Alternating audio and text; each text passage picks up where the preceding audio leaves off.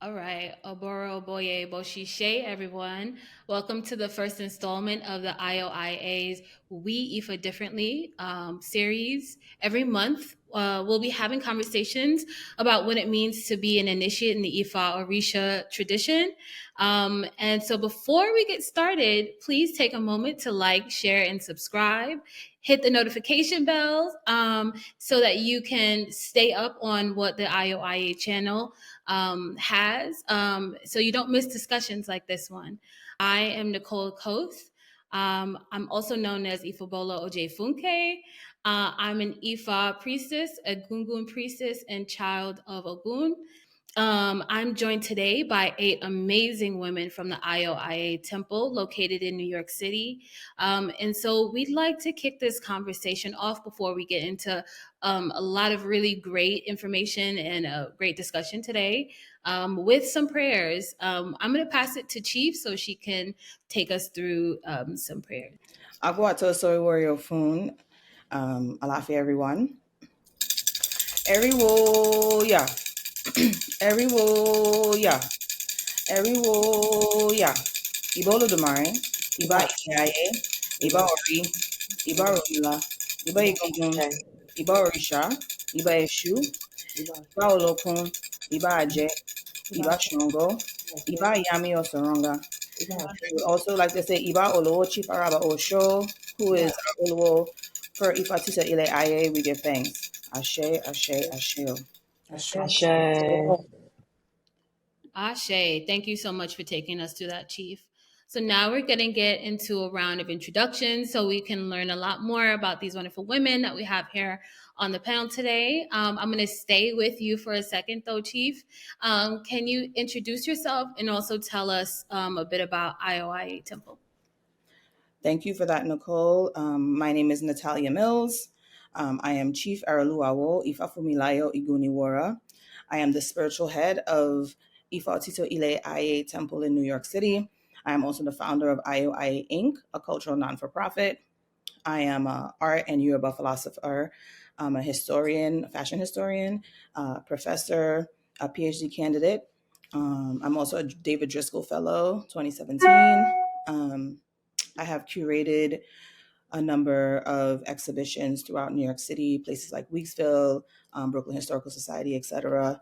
I've also worked as a professor at CUNY, New York, in the Africana department at the Brooklyn College, and the history department and philosophy department at the College of Staten Island, teaching philosophy and Caribbean history there. So about Ifa Tise Ile Aye, it was founded in 2016 and it is the spiritual home of Ifa-Orisa awos, creatives, healers, and cultural leaders committed to reclaiming our identities through authentic Isheshe Legba Ifa-Orisa practices. And together we move, heal, and make new pathways for Black spiritual expression. Ashe. Ashe, thank you so much, Chief. I'm going to pass it down to Ocean Bumi. Can you take us through a quick introduction, Ocean Bumi? Hello, everyone. Abara Bashishe. My name is Kristen Cornwall, also known as Oshumbumi Abeni Ifishehende Oyentola. I am Omo Oshun, a child of Oshun, as well as Igungun. I'm initiated to Oshun, also Egbe and Ifa as of this year. I am a student at New York University, Tisch School of the Arts, in the Performance Studies program for bachelor's. I am also the student representative for the bachelor's program. I am a program assistant at the CBVC at NYU, which is the Center for Black Visual Culture and the Institute of African American Affairs. I'm a dancer. I danced throughout high school and a little bit in college, but now I study dance scholarship. And yeah, I'm also Ocean Priestess as well as an Egbe Priestess. And yeah, that's me. Thank you. Amazing. Thank you so much, Ocean Bumi. Ocean Joyen, can you introduce yourself? Alafia, everyone. Yo. My name is Isabella Morales, also known as Oshun Joyini Fasoromidayo. I am a child of Obatala and Oshun. I'm also an initiate of Ifa and Oshun. I currently reside in Miami, Florida. I am a student at Miami-Dade College for sociology as my major and a minor in African diasporic studies. I am the founder and CEO of Oja Mommy Spiritual Shop, coming soon in 2025. And I am also an information specialist at Miami-Dade College. No, that's right. Thank you so much, Ocean Joyen. Ifa, can you take us through an introduction? Greetings, everyone. My name is Dr. Mosley, also known as Ifa Sheke Oshun Bade. I am a daughter of Oshun, initiated into Ifa as well as Oshun. I am a blues singer and hip hop scholar. I am a faculty at Stillman College at HBCU down in Alabama. My research focuses specifically on womanism in hip hop and bringing the blues to modern day hip hop. And also, research centers on bringing the connection for the arts to AI technology. I am working specifically on a documentary focused on Chicago blues women, which is a very much passion of mine. I am also very much integrated in doing academics around STEAM work, so integrating art into STEM. Um, I have a nonprofit organization. I'm the CEO of U Artistry Collaborative, which works primarily with young people, getting them involved in activism through the arts. Thank you so much, Ifa. OJ Tola, can you take us through an introduction? Hi, my name is Kim Malone Parker. My initiated names I was granted was Ifa Shempe Ojetola. I am a child of Orumala, Egungun, and Ibeji. I was initiated into Ifa and Egungun. I'm a research coordinator at Drexel University.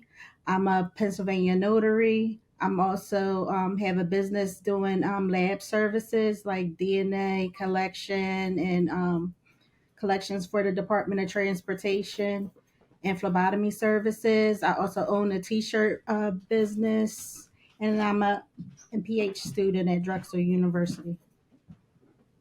Thank you so much, OJ Tola. Ifalewa, can you take us through a quick introduction? Alafia. My name is Xiomara Rodriguez, and I've been given the name of Ifalewa. I initiated to Ifa, and I am the child of Shango and Ori. I have been a nurse now for 13 years. I'm a registered nurse, and I have positions in the PICU, pediatric ICU, neonatal ICU, and now a foster care company as well that deals with medically fragile children. So I'm also the nurse for that population. Thank you so much, Ifalewa. Eshukemi, can you take us through a quick introduction of yourself? Labora Boy Boshishe, everyone. I am Eshukemi Ifawumi, mother of Iwalola, wife of Ifa Shegun, owner of By the Elemental LLC. I'm also known as the Elemental. I run a business full of holistic care products that can be found in stores throughout New York and New Jersey. I have been trained formally in doula care, and I'm currently training in lactation consultancy. I am also an organizational development specialist, amongst other things. So happy to be here. Happy to have you. Thank you so much, Eshukemi. And rounding us out, Egbe Shola, can you give us a quick introduction of yourself? Everyone. My name is Deborah Conson, and I am Ifawumi Agumbami Ebeshola Efuyemi. I am initiated into Ifa, Ebe, Egungun, and Awatala. I am also Nialode, and I am a movement-based artist. I am also a part of a Brooklyn-based collective known as Afro Mosaic Soul. We focus on Black social dance, that is hip hop, house, whacking, voguing, and everything in between. I am also in a fellowship with We Dance Create. We Create. It is a fellowship I'll be doing where I'm creating a new piece called Efuyemi's Journey, which intersects the spiritual compass of being a child of Allah Ta'ala and the clubs. I've also performed with the Guggenheim Museum. I've also done the CUNY Dance Initiative program, and I've also performed with Carolina Performing Arts for Omar, which is an opera. Yeah. Thank you so much, Egbe Shola. Thank you, Thank everyone, you. You're for welcome. those wonderful introductions. So we're gonna start at the basics a little bit, but for someone who might not have ever heard of Ifa or doesn't really have a lot of context, who's just like new to the Ifa-Orisa tradition, Chief, can you give us a quick definition of what Ifa is? Thank you, Nicole. I will try my best. Because Ifa is all encompassing, right? So, what I would say is that Ifa is a sacred message of Olodumare, which was sent to us through the Orisha of wisdom and divination, Urumila, through an oratory and oral traditional practices in Yoruba land, Nigeria. This sacred messages are called Odu Ifa in the Yoruba language, right? So, Ifa is based on three legs. When I say three legs, like three sections. So we have Orumila, Orisha, ancestors, right? Kind of sounds familiar, just another practice with the three legs, right? We have Orumila, who is a Irmole or Orisha, that is a messenger who taught the world the message of Olodumare, right? So that's why it's called Odu Ifa. We have Orisha, which I would say is nature at its foremost manifestation of Olodumare, right? So it breaks down. So you have like Oshun, which is the river, Shango, which is the storm and the thunder, plants, rivers, all those things are the essence of Olodumare, but materialize on earth. And we worship Orisha to help us tap into what we call Iwapele, which is balanced character, good attitude, help us fulfill our destiny, and how we work together, and just like have a balanced life, pretty much. And fulfilling our destiny, more importantly, right? Ancestors, Igungun, which is our family bloodline that has transitioned into the ancestral realm. So we don't necessarily worship ancestors, but we do honor them and venerate them. And they're a lot of times our first line of defense, and a lot of times usher us into the practice. So yeah, that's pretty much Ifa. So Ifa is kind of like, the foundation of what we're doing here, and just really reclaiming our identity through Yoruba land. A lot of our ancestors that came from Yoruba land would have practiced Ifa or a version of it, and we'd have lost it through the transatlantic slave trade. So here we are reclaiming it. There are obviously different iterations of them. We see creolized versions of Ifa in the Caribbean, in the United States, South America, everywhere actually. You see it as like Santeria, Lokumi, Voodoo, Candomblé, etc. But Ifa would be the mother and father of those traditions. So we're here as diasporic children, reclaiming it and practicing it as closely as we can. Thank you so much, Chief. And you said something really interesting. You alluded to the three legs of Ifa being kind of really similar. I'm making an insinuation, but I'm picking it up. A trinity from Christianity, is that correct? Correct. I mean, Okay. we did it first, right? Because if you go back to Christianity, is what, like say 2,000 years, 3,000 years, and we, archaeologically can go back to Yoruba land 10,000, far back. So, I mean, who took what? I don't know. We'll leave it there. Yeah. Yeah, but that's an interesting point. And I think that when most times when you're speaking to someone who is not really familiar with Ifa, they want to understand what it is, but obviously with the context that they're coming with, which in the West we know, in the diaspora also we know is predominantly is going to be an Abrahamic sort of like structure about understanding what spirituality and religion is. So that really leads me to a question for Egbe Shola. Coming out of another denomination and coming into Ifa, what are some of the different things, if anything, that you find different? And kind of what's your experience like in Ifa now that you've transitioned? Well, I want to say that for those that don't know, I grew up Muslim. Okay. Um, there are a lot of similarities, but I think also too from a socio-political level, because you're dealing with societal standards alongside the religion itself. It was very, very patriarchal, like very patriarchal. Um, it led to a lot of trauma, which I'm still working through. The tenets of Islam and I don't know if Chief touched on this as well. It is from Ifa. But I feel, with over time, things develop, they create their own tenets, and there's 5 tenets that were practiced in the tradition. You do prayers 5 times a day. You celebrate Ramadan, you fast. The one thing I will say, is also dealing with like women and their cycles. You can't celebrate Ramadan either. You can't celebrate during that time if you are on your period. But I would say the differences are also to like head coverings you have to wear. There's a certain thing in regard to modesty with women. So I felt like it was very patriarchal led, and that is what made me always question and wanted to learn more knowledge about. And yeah, so I think those are some of the differences there. Like I said, there are similarities, but those are some of the differences that I noticed. And then over time, I was like, I want to explore more, and led me on this path, and here I am. Yeah, thank you so much, Egbe Shola, for taking us through that. Really an interesting sort of perspective coming out of one denomination and into Ifa. And I think it also makes me think about culturally how different traditions are within the practice of Ifa and Orisha.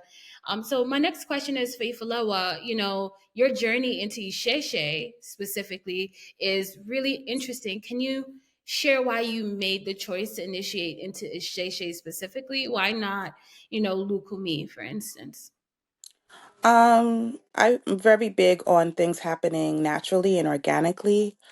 Um, Being that, yes, I'm of a Venezuelan background, I was raised there, and at the same time, I still have to acknowledge the fact that I have an African mother. My mother's from Liberia, West Africa, and albeit my dad primarily raised me, so I was exposed more, yes, to the Spanish culture, but I wanted to know more about my mother's past and my mother's side.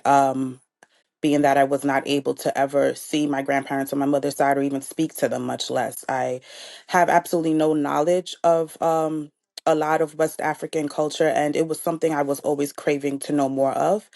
And it just flowed organically where Chief and I developed such a beautiful friendship, and as she was introduced literally that same day practically, called me immediately and told me like, listen, this is something that I think that might interest you. And it just resonated within me. And again, it was organic. It flowed. Everything made sense. Certain questions where I was forbidden to even ask as a girl that was raised Catholic, these were questions that were welcomed. I was getting answers. I was understanding. I was getting the whys. And it just resonated with me. And I was getting not only the answers orally, but I mean in a spiritual aspect as well. My prayers were being answered. Um, my dreams, I was able to interpret them now. There was just less confusion, and it just seemed like it was always there, but I had to recognize it, and it seemed like a no-brainer for me when it came to practicing Ifa versus any other spiritual um sect that I could probably engage in. I feel like Ifa was it for me. It just was a no-brainer. Yeah, thank you Yeah. for that.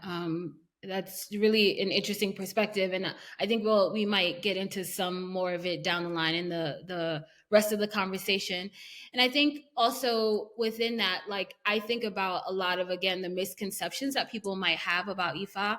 Hmm. And I know for me, just coming back from the Grove, I come from a family that isn't into Ifa. They're not necessarily spiritual people either, and so just having struggled integrating into even basic conversations with folks now.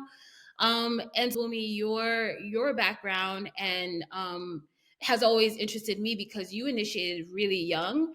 And so I'm just curious to know, like, how do you navigate conversations with young folks? And how did you, even when you first got initiated, how do you navigate those kinds of conversations? Yeah. Yeah. Truthfully, when I initiated at 15, so that was 5 years ago now. I'm 20 years old now.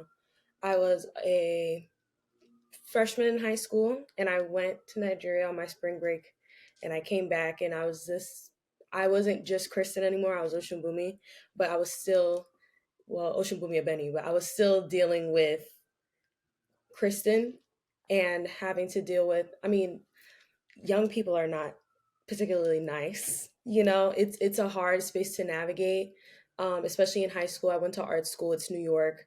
It's still very diverse, and you're gonna meet people who are Muslim. You're gonna meet people who practice so many different things, but Ifa is still not mainstream, and people don't know about it. So I didn't talk about it that much. I I started practicing.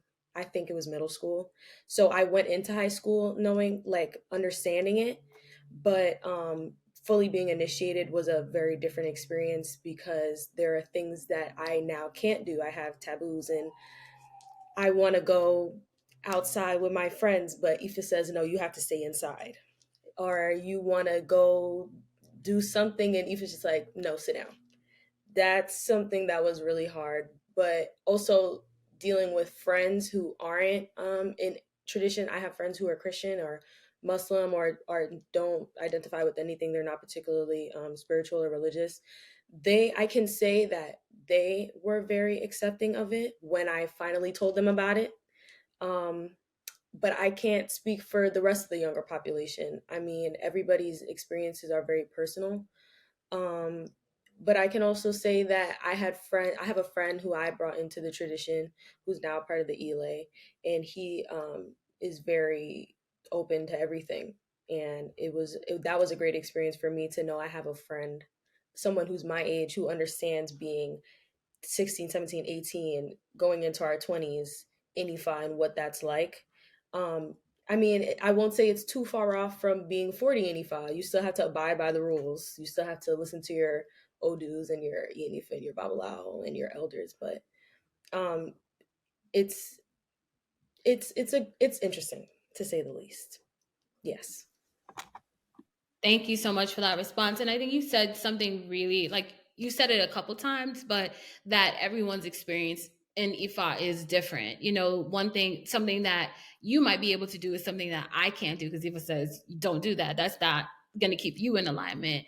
And so I'm curious, Chief, because I think a lot of people will be shocked about that, right? Like, again, we have this framework of Abrahamic religions. Like, it's just one size fits all for everyone. And as long as you do that, then, but Ifa is really differently. So, Chief, can you tell us how you came up with the slogan "We Ifa Differently" and why we are naming this podcast "We Ifa Differently"? Thank you for that question, Ojefunke. So We Ifá Differently actually came about. It was something I kept saying it around like 2018, 2019, pre-COVID, when I was starting to Ifa kind of was honing in on me, like, this is not a side gig, you got to really tap in. um, so I started to have more clients. People started coming to me, and, like, the Ile started like building, and I'm like hearing all these amazing stories, starting working with clients, and just watching the diversity of the stories. People coming out of Islam, coming out of Rastafari, coming out of Christianity, all of these things in their personal journeys were so unique.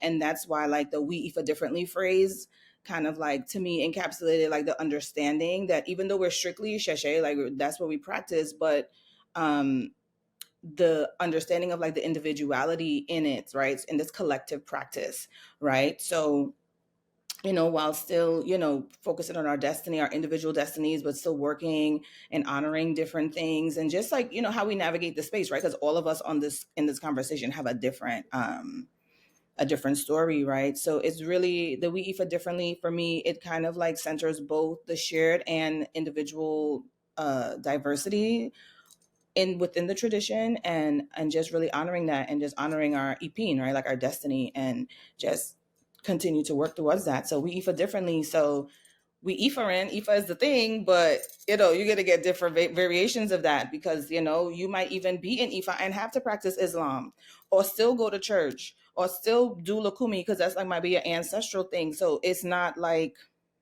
one size fits all, right? It's not. And I think it's different. And what I love about We Ifá Differently, as in Abrahamic religions, you have a path, like the path of things, of where things should go. But in Ifa, it's your path, right? It is a path. It is your path, not the path.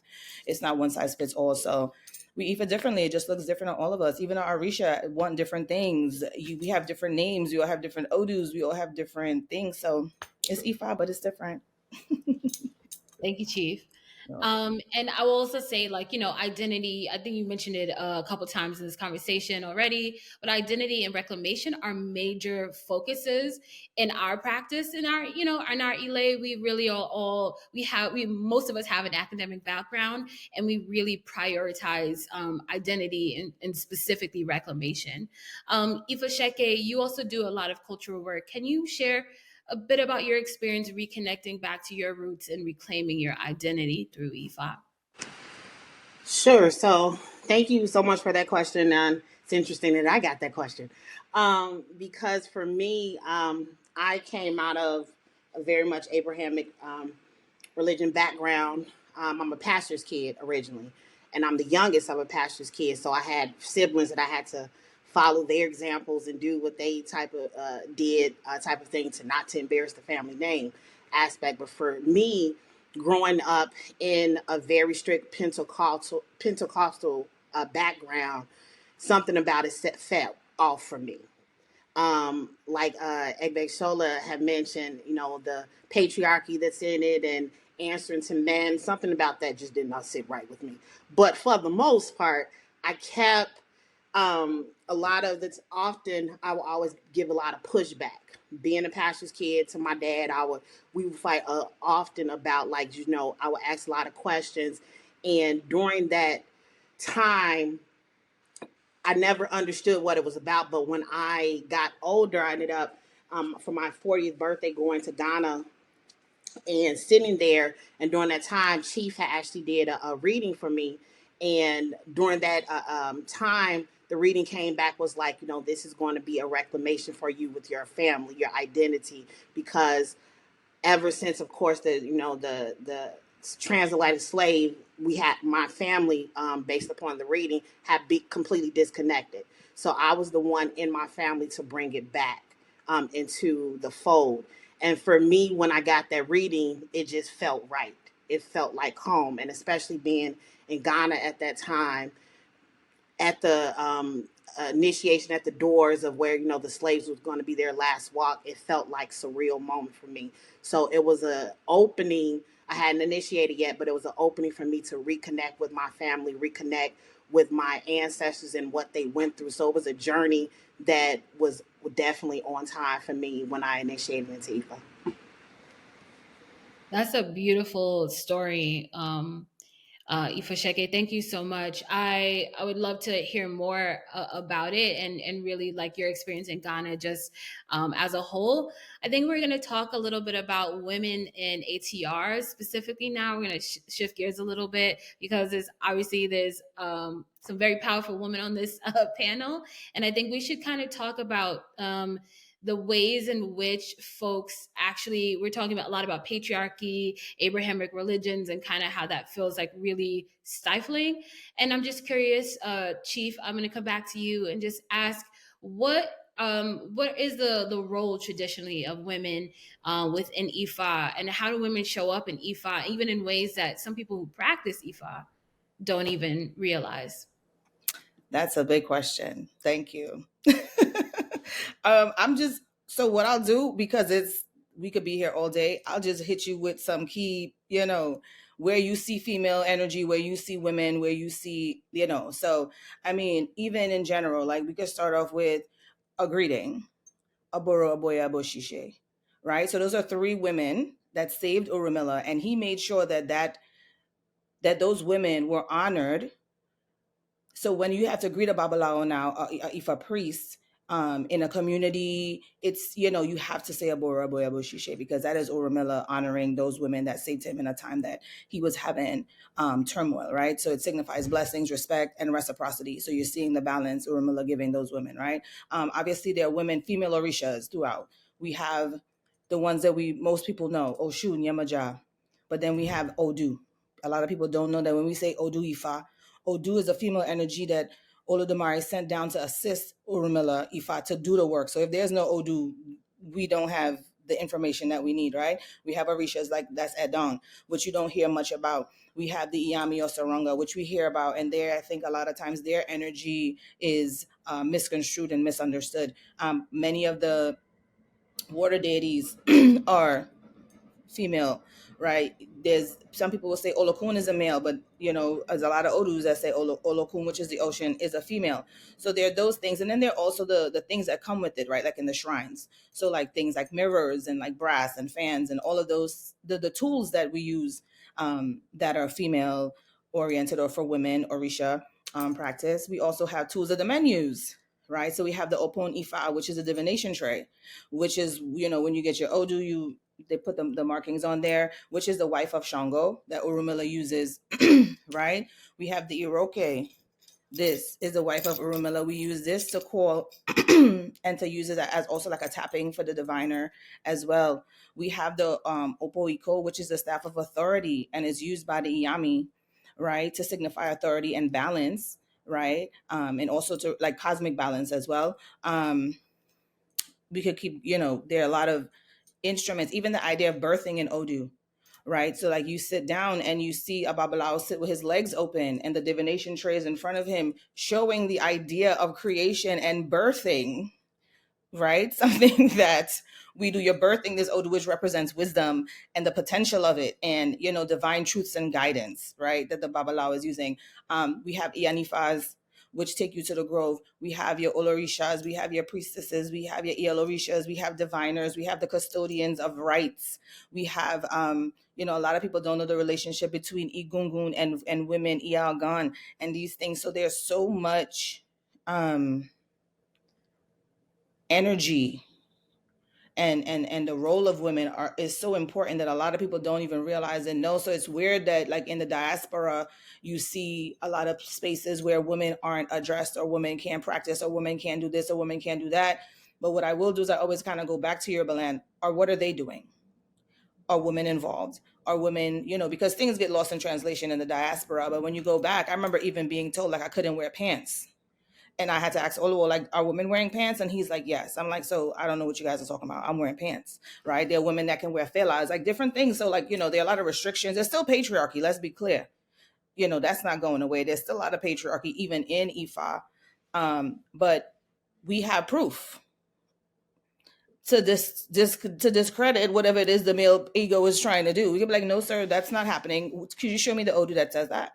Because from what I understand, women are blah, blah, blah, blah, blah. Even speaking to Egbe Shola's issue of like your period. I remember like a lot of women coming to me like, why can't you go to your shrines and this, that, the third? And, it kind of them feeling like it's a bad thing. It's like a look down thing, when it's actually a powerful thing, because we can deactivate shrines. We can make things stop working. That's just how powerful we are when it comes to that, right? The Odu that speak about that. There was a chief that posted something on Facebook about women and the cycle and the importance of it and how strong it is. So even like, things that are used to diminish women are actually there as tools, like a Babalao. If you have a Babalao and he doesn't have Iyanifas working with him, or female priestess, his work isn't working. You need the balance. So yeah. I mean, we all through Ifa, like it's not even a thing. Literally all up and through Ifa. Thank you so much for that, Chief. And so just keeping in a line with like the power and the energy of women in Ifa, Oshun Joyin, can you tell us about your journey into Ifa, and really more specifically how Oshun has helped you understand your own power and your own, your own journey in life? Of course. Thank you so much, Ojatola. Um, my choice to initiate when I did at 19 years old, it felt very transcendent. It was almost like beyond me. Everything happened very fast, and it was like I was on autopilot, even down to um, recalling when I met Chief. I don't know how I came across her. I can't remember. But I truly feel like it was my ancestors connecting with hers to make that possible. And finding the tradition itself was like a breath of fresh air. Um, coming from a family who practiced Catholicism, you know, it's very patriarchal, right? So I was always the black sheep of the family.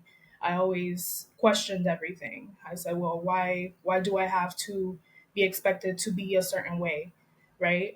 So that decision was the decision to initiate itself was very necessary for me emotionally and mentally. But I feel like I was also pulling my lineage forward with me by initiating.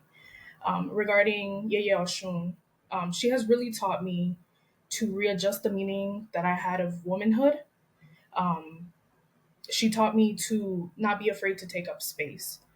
As women, sometimes we put ourselves, or patriarchy and society puts us in this box, and we think we have to stay within those limits. But she really has taught me to decenter um, so many things before I can get to it. For example, we are expected to, um, you know, have families and have children, yet we don't know each other. We don't know ourselves. So I feel like to take back our power as women, we have to commune with each other and commune with ourselves in order to see our power. So yeah, thank you. That's beautiful. And I feel like we're getting it started right here. We're, having this moment, communing with each other and really kicking it off in the right way, right? Like this is the kind of energy that it's all about.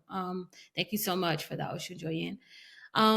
As Shukemi, I think something that Ocean Joyen just said like prompted a question for me, about pulling lineage forward. Can you tell us about your experience being initiated and really how like unique, I think at least your experience of being initiated with your family, has been? Can you tell us a little bit about that? Yeah, so it's always so funny to think about because like it was surreal in the moment, and now it's like, of course that happened. Um, I'm a very family oriented person. If anyone really knows me, they know that is family first of mind for me.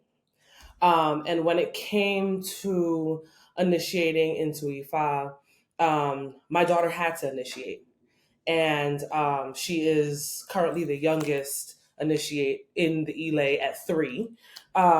So imagine getting a 2-year old at the time to do anything.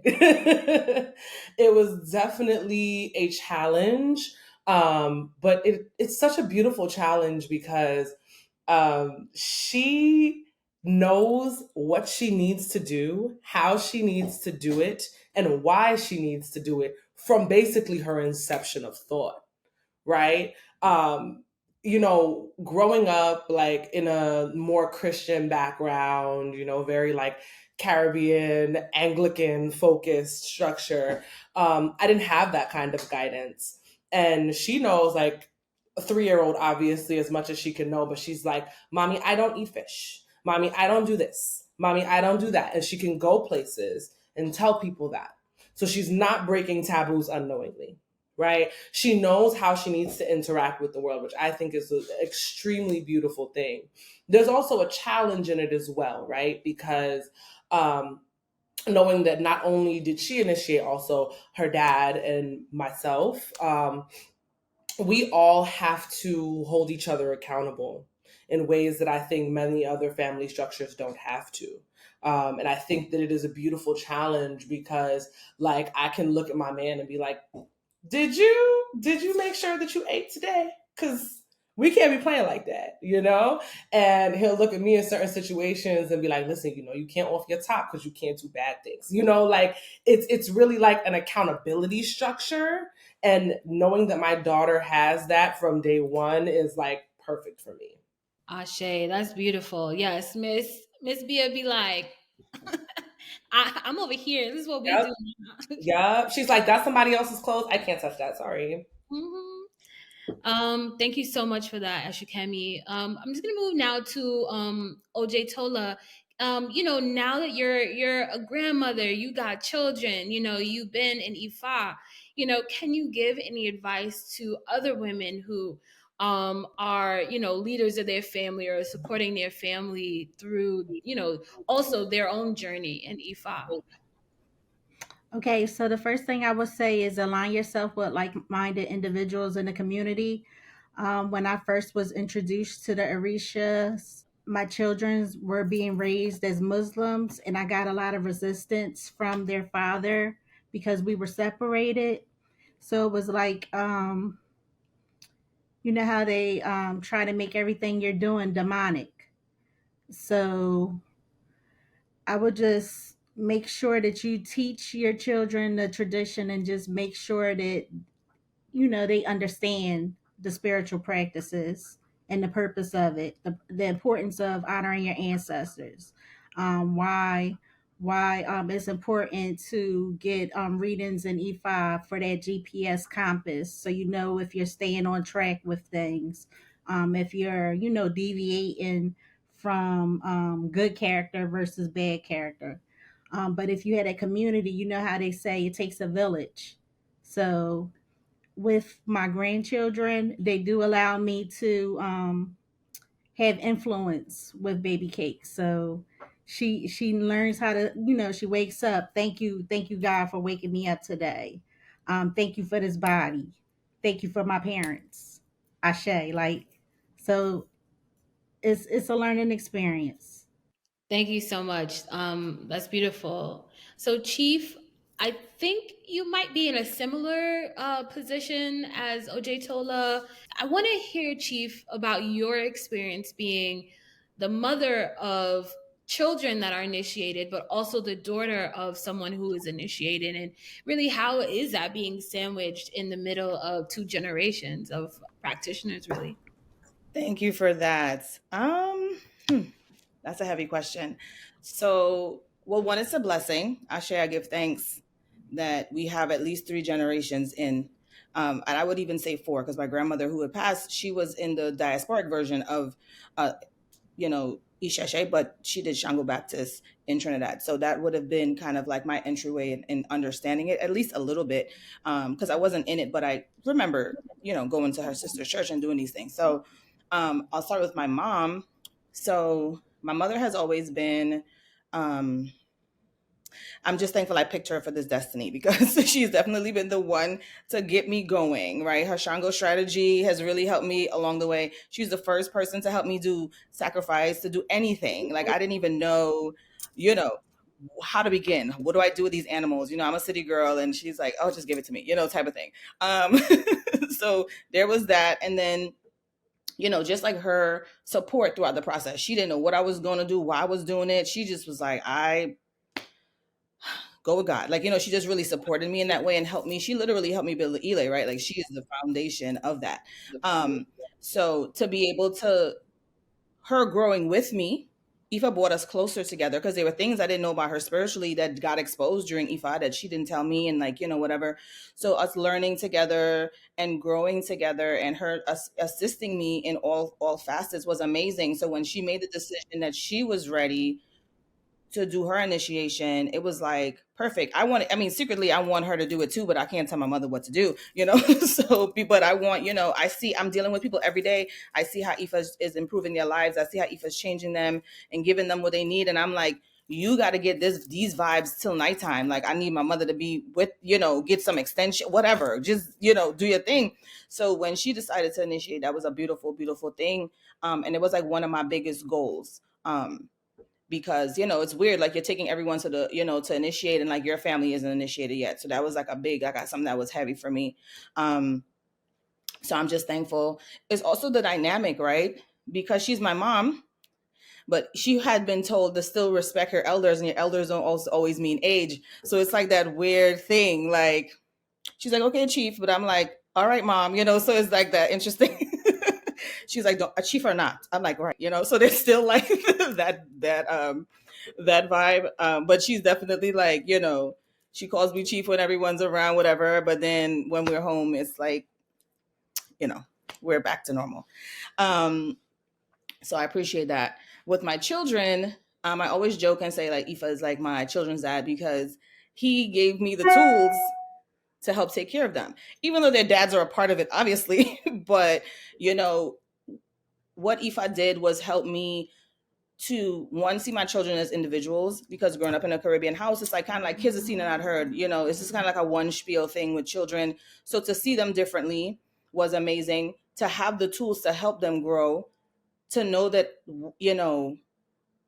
to know what to tell them to do. So Oshunbumi is my daughter. So during high school, it'll be like she might be panicking about something in school or whatever, and I'm like, well, just remember Ifa said XYZ, to kind of like get her on a level.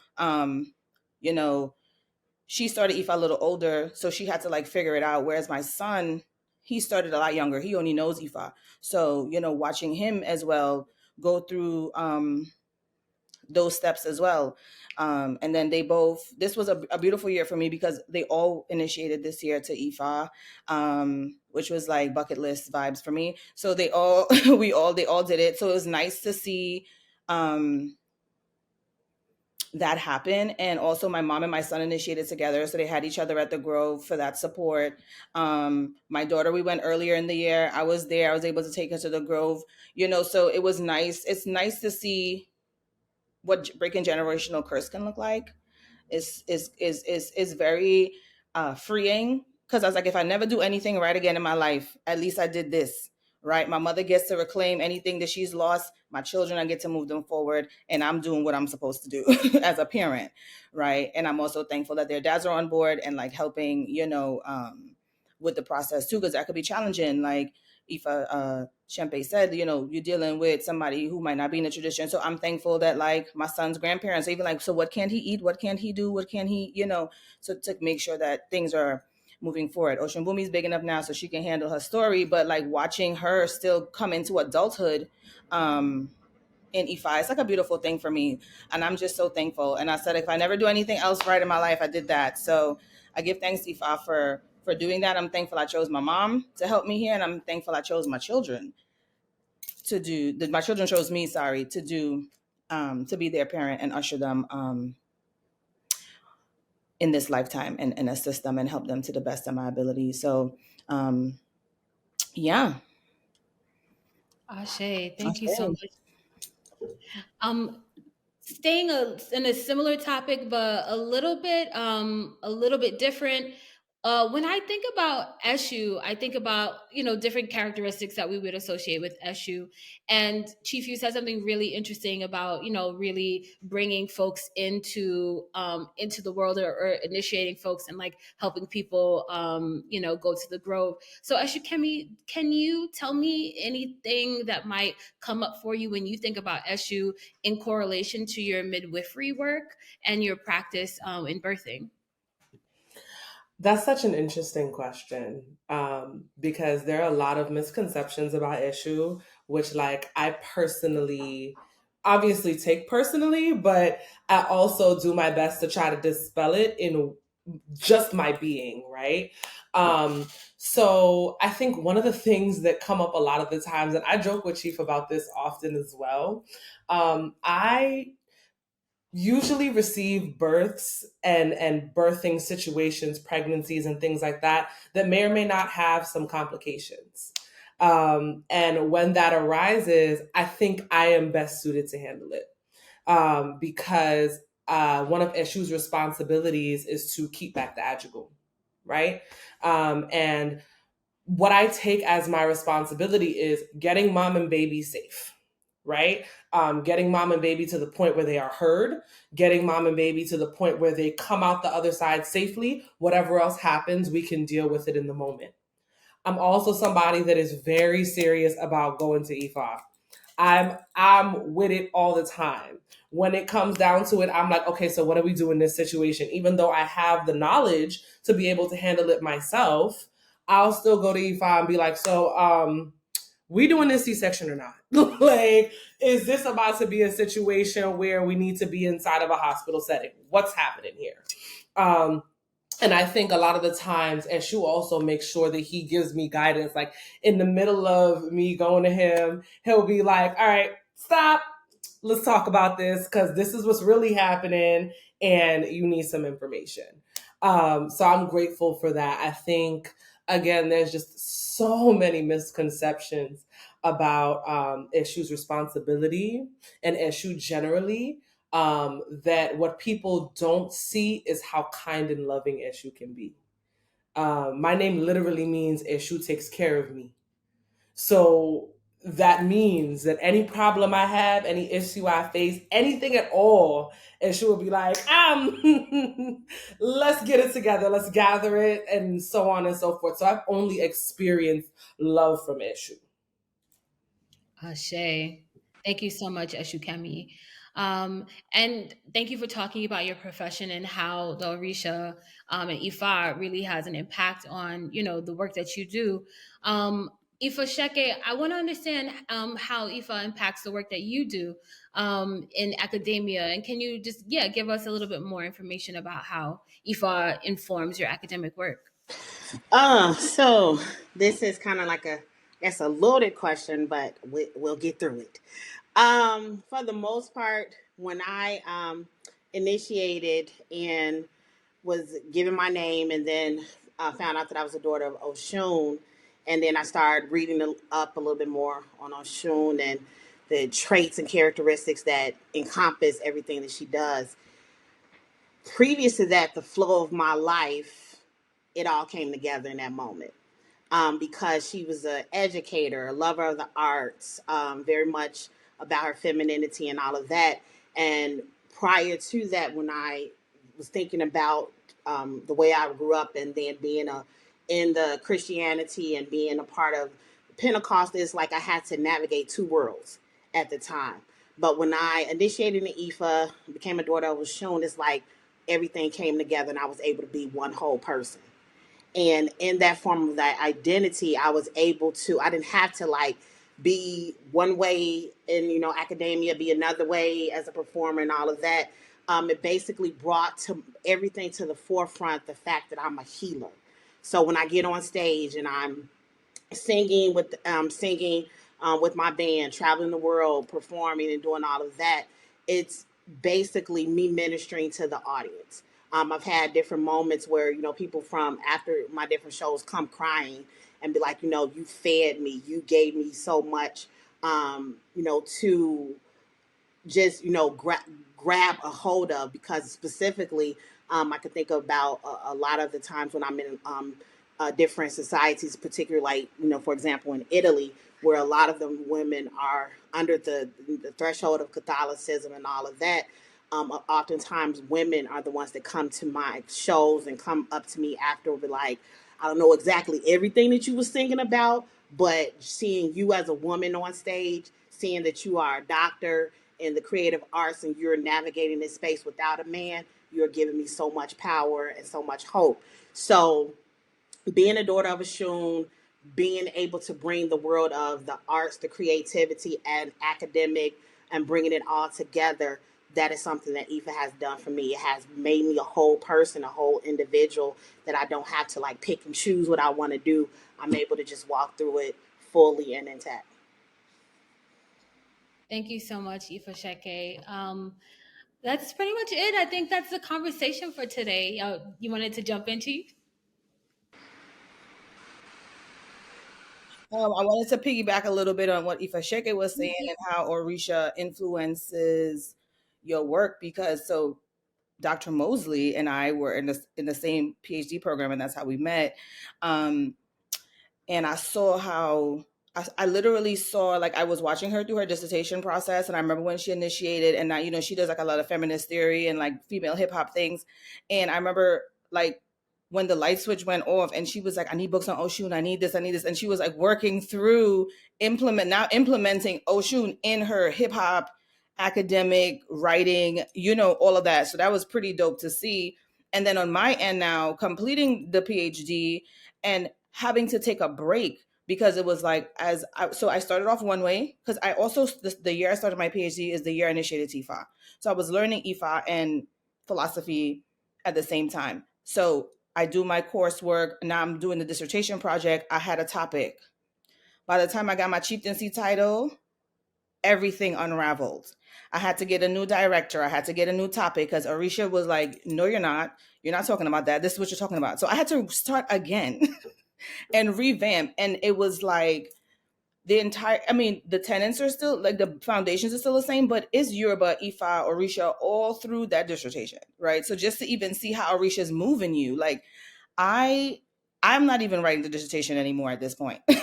So, it's very much like seeing how like Orisha and ancestors are moving you. Like I will pray before I start. I'm like, Urumila, so much so that now I'm attacking Western philosophy. And I'm like, I'm not going to try to explain Yoruba philosophy through your lens. You're going to learn through my lens. And here we are learning indigenous hermeneutics, right? We're not doing that, but we're doing this. So to even see how Orisha is impacting our studies and our work, I see it with Oshunbumi. I see Egbe Shola's doing it with her dance. Now she's doing Obatala dance. You know what I mean? All these type of things, like how it just really, you can't put it down. Like it doesn't, once you become it, and that's like a beautiful thing. And that's to me where the identity and makes you the whole person, because that sometimes I used to struggle like being Natalia and then being Ifa Fumilayo, and then by the time I'm Ifa Fumilayo, now I'm Chief Erelu, and I'm like, what the hell is that? How do I navigate? I feel like Clark Kent, right? So like, what does that look like? But just seeing how like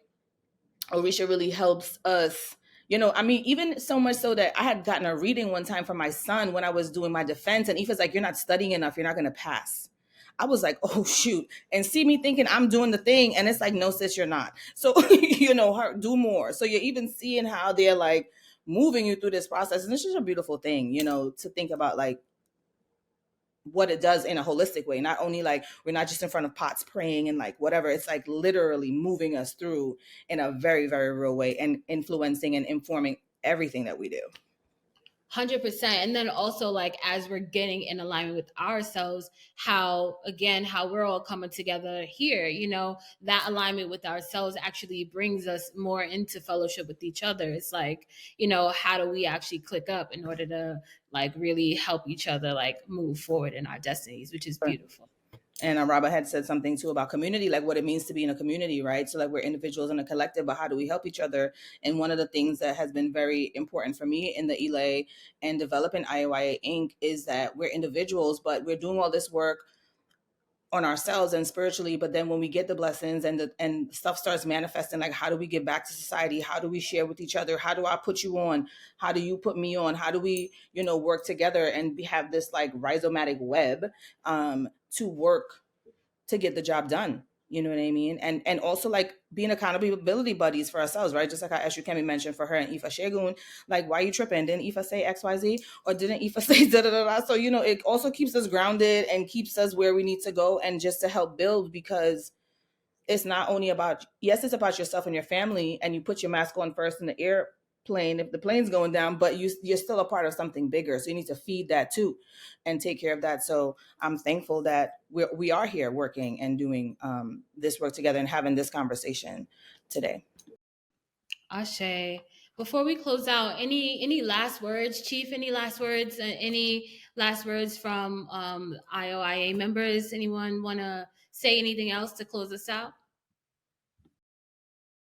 Please, Ashukemi. Yes, I just wanted to say that, Chief, you made mention of the fact that like doing you basically as you are growing in this practice is like something that not only helps you, but it helps the collective. Not only does it help like the Ile, right? Like doing us, like the people outside are seeing us moving the way that we're moving. And they're like, where they get that sauce at?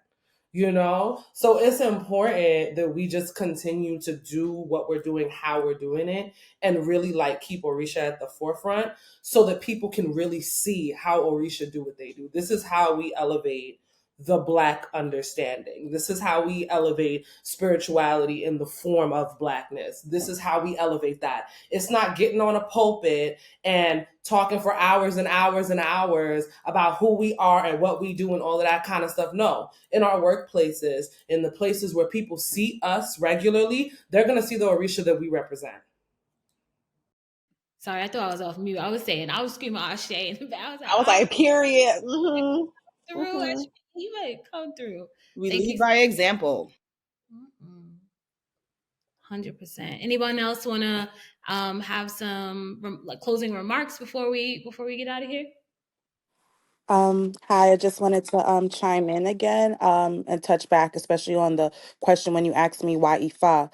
And again, I just wanted to, first of all, just express my gratitude for to Chief and just being a part of this Ile.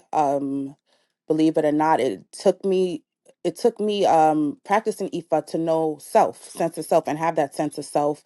And I touch on the fact of having an African mom and a Spanish dad. It is like two contrasts that sometimes as a little girl I didn't know who I was.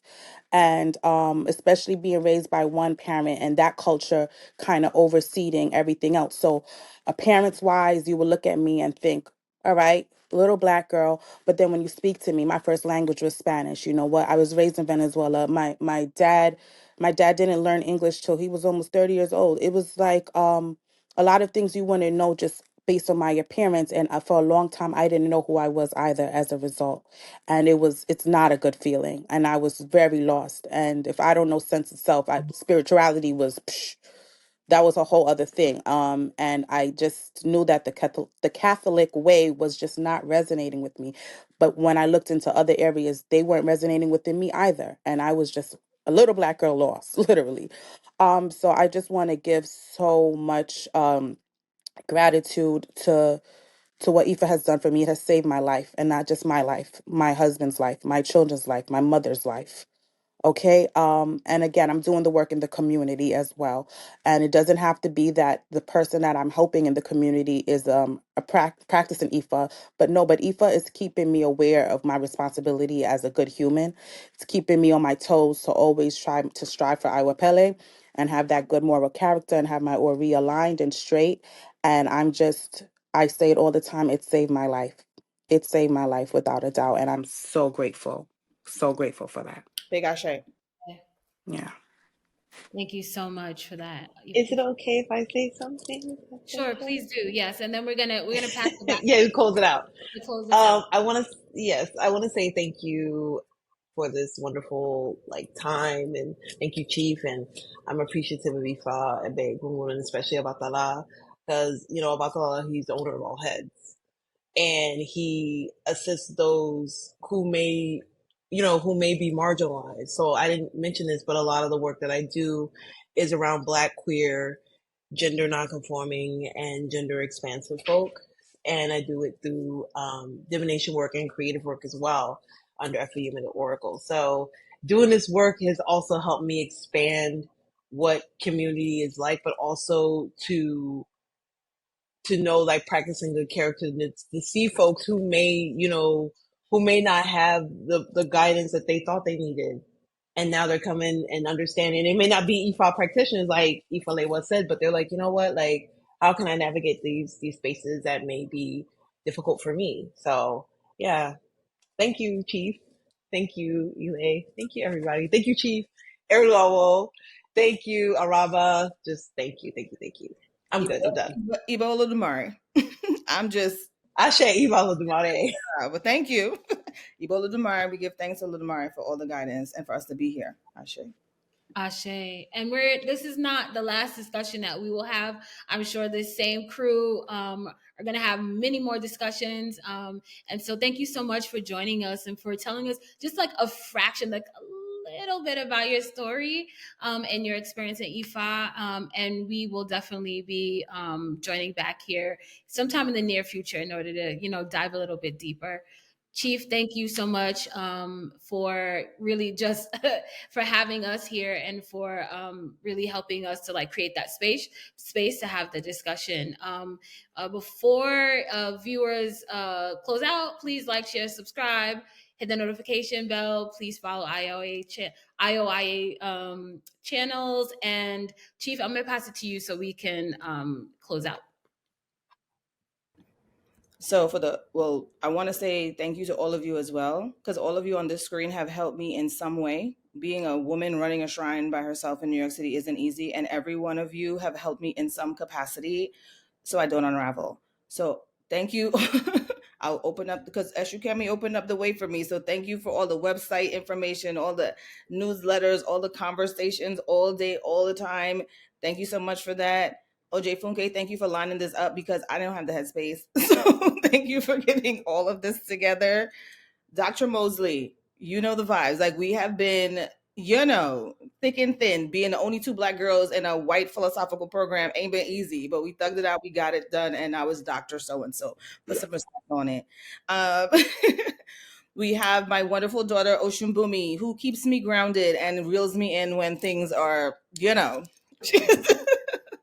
she keeps me together. I will say that.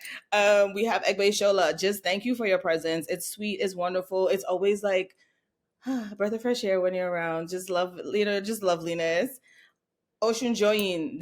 She's quiet, but this one here, she's a serious one. Hello, Colombian self. Love that. Like she has helped me so much too, even like graphic design and all types of things. So just thank you for that. Ziamara. We go way back like car seats and Pumas. That's the homie. So Ya tú sabes. Spanish. I don't know what she's saying.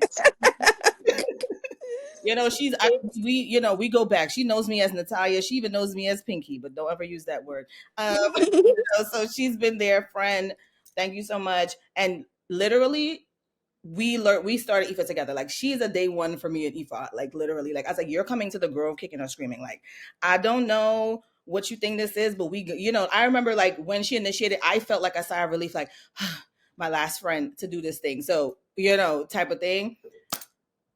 Kim, Ifa Shempe, you're not near me, but you're always there.